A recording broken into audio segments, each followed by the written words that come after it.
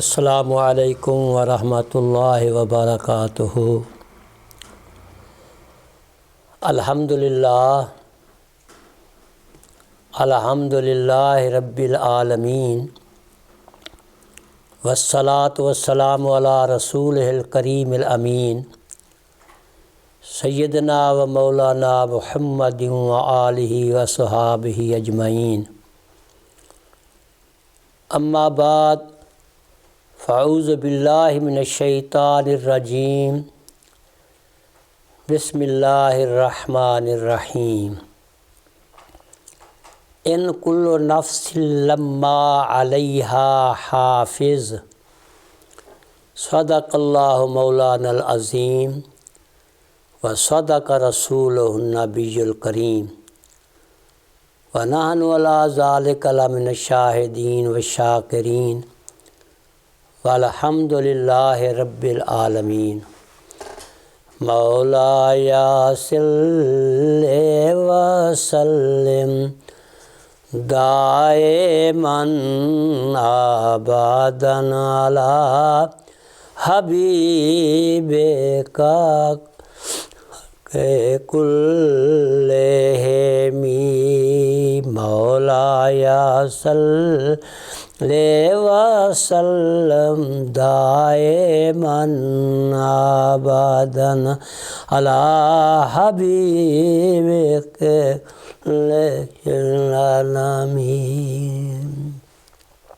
محمد سید الکونین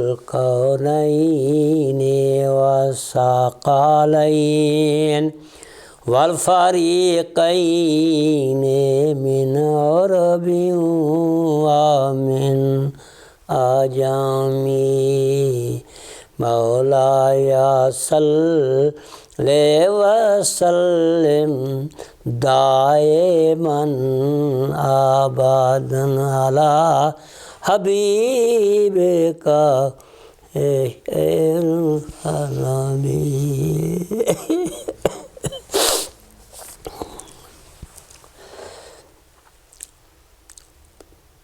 حضرات محترم معزز مکرم، آج کافی عرصے کے بعد درس قرآن پاک شروع ہوا ہے۔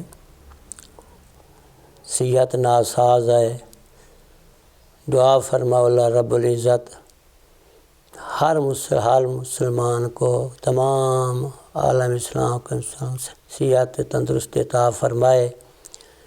آپ کی دعاؤں کے صدقے اس عاجز فقیر کو بھی شفائے کاملہ صحت عاجلہ عطا فرمائے۔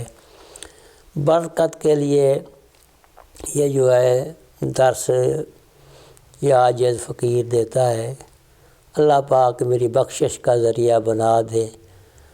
آپ صد حضرات کو قرآن مجید کی محبت عطا فرما کر ہمیشہ اس کی تلاوت کرنے والا، سمجھنے والا، عمل کی توفیق عطا فرمائے اور ہماری بخشش کا ذریعہ بنا دے۔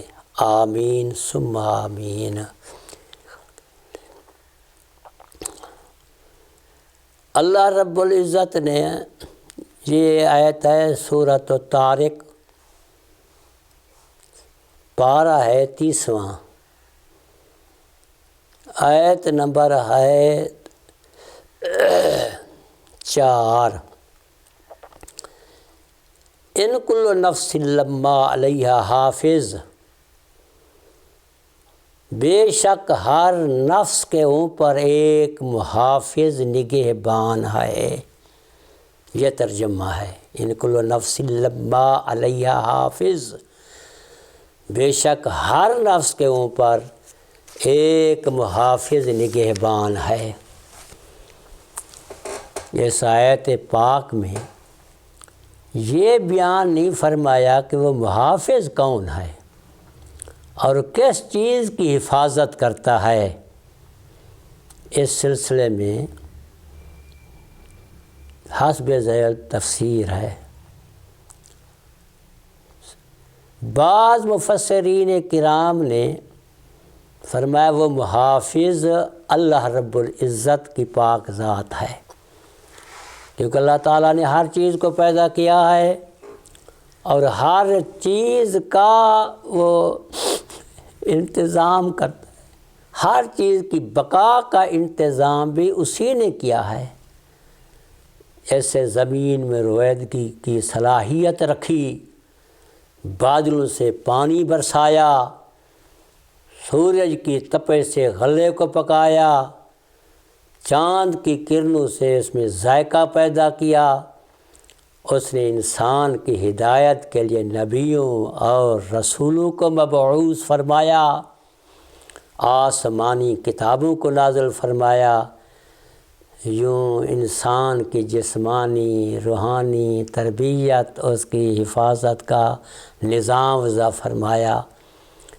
زمین میں ایسی جڑی بوٹیاں پیدا فرمائیں جن سے انسان اپنی بیماریوں کا علاج کر سکے۔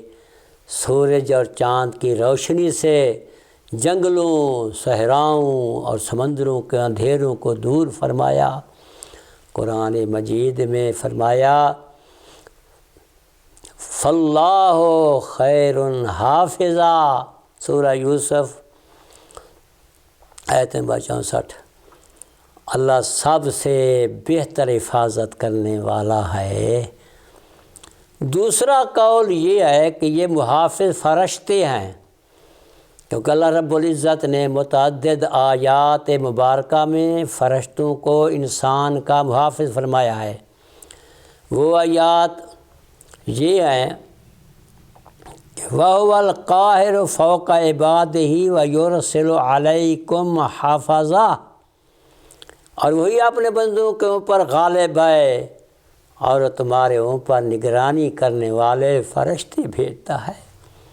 لَهُ مُعَقِّبَاتٌ مِّن بَيْنِ يَدَيْهِ وَمِنْ خَلْفِهِ، اس کے محافظ اور نگہبان انسان کے آگے پیچھے مقرر ہیں، جو اللہ کے حکم سے اس کی حفاظت کرتے ہیں۔ لَهُ مُعَقِّبَاتٌ مِّن بَيْنِ يَدَيْهِ وَمِنْ خَلْفِهِ يَحْفَظُونَهُ مِنْ أَمْرِ اللَّهِ، اللہ کے حکم سے اس کی حفاظت کرتے ہیں۔ فرمایا اِذْ يَتَلَقَّى الْمُتَلَقِّيَانِ عَنِ الْيَمِينِ وَعَنِ الشِّمَالِ قَعِيدٌ مَا يَلْفِظُ مِنْ قَوْلٍ إِلَّا لَدَيْهِ رَقِيبٌ عَتِيدٌ۔ جب انسان کے ہر قول اور فعل، دو فرشتے لے لیتے ہیں اس کے انسان کے ہر قول اور فعل کو، ایک اس کے دائیں طرف ہے، دوسرا بائیں طرف بیٹھا ہوا ہے، وہ جو بات بھی کرتا ہے اس کا محافظ فرشتہ لکھنے کے لیے مقرر ہے، تیار ہوتا ہے اس وقت، جو بھی بات کرتا ہے تو محافظ فرشتہ اس کو لکھنے کے لیے بالکل تیار ہوتا ہے۔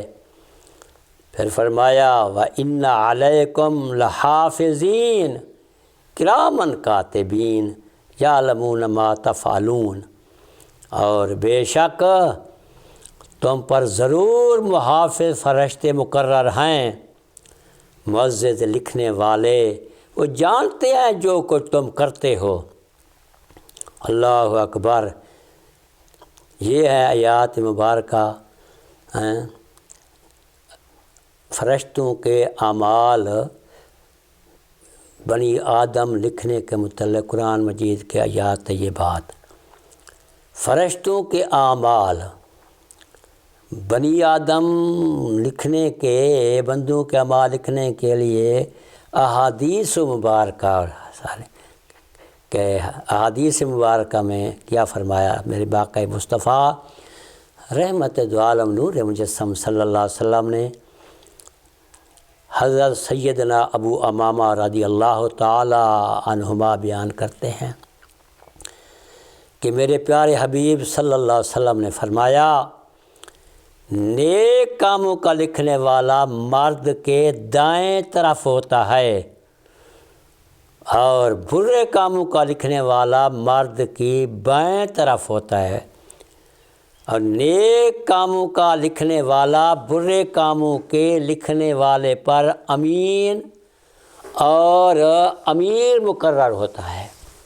جب انسان کوئی نیک کام کرتا ہے تو نیک کام کرنے والا، نیک کام لکھنے والا اس کو 10 کام لکھتا ہے۔ 10 کا ایک نیک کام لکھنے والا فرشتہ اس کو 10 کام لکھتا ہے۔ اور جب وہ برا کام کا ارادہ کرتا ہے، جب وہ کوئی برا کام کرتا ہے تو نیک کام لکھنے والا فرشتہ برے کام لکھنے والے فرشتے سے کہتا ہے کہ رک جا، اللہ اکبر، کہ رک جا، نہ لکھ فی الحال، اللہ اکبر، ادھر برے کام نہ لکھ، شاید یہ تسبیح پڑھ لے، ذکر اللہ کر لے، استغفار کر لے، ادھر کام حال فی الحال فوری نہ لکھ۔ یہ المعجم الکبیر حدیث نمبر 7971، شعب الایمان حدیث نمبر 7049 اور 50۔ حضرات محترم، اس کی سند صحیح ہے، اللہ اکبر۔ سیدنا ابو ہریرہ رضی اللہ تعالی عنہ بیان کرتے ہیں کہ محبوب مصطفیٰ رحمت دو عالم نور مجسم صلی اللہ علیہ وسلم نے ارشاد فرمایا کہ اللہ تعالیٰ فرماتا ہے جب میرا بندہ برے کام کا قصد کرے، ارادہ کرے تو اس کو مت لکھو، اور اگر وہ اس پر عمل کرے تو اس کی ایک برائی لکھو، اور جب وہ نیک کام کا قصد کرے، ارادہ کرے نیک کام کرن دا، تو اس نیک کام کو نہ کرے